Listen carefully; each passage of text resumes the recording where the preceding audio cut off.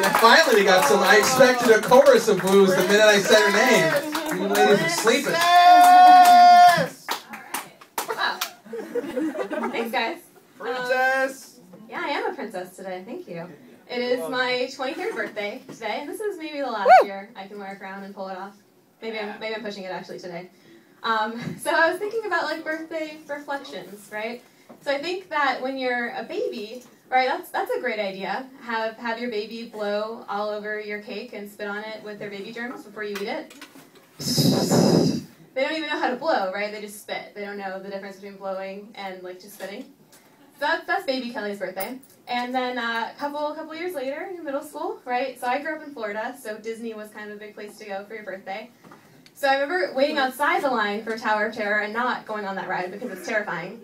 And waiting for my friends as they went on the ride and seeing this little girl walk by and ask her dad, like, oh, what's Tower of Terror? And he said, oh, honey, it's like an elevator, but different.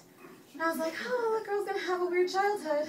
So, like, it's definitely terrible, right? It's not like an elevator at all. She's going to be terrified every time she goes to an elevator.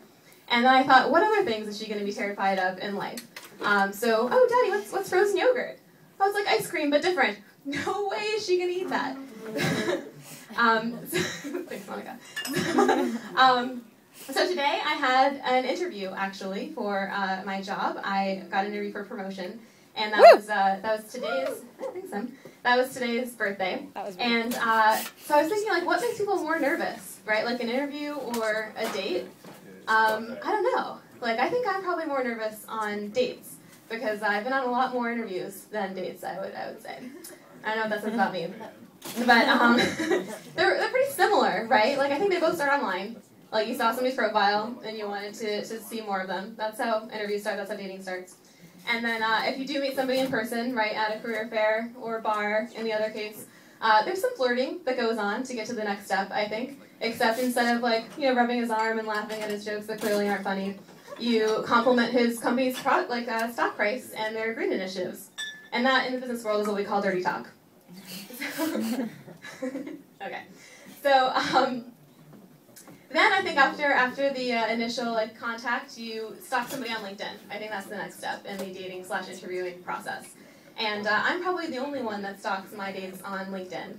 And as an aside, there's only a couple criteria I think that are really important if I'm going to date somebody, and that is that they're straight.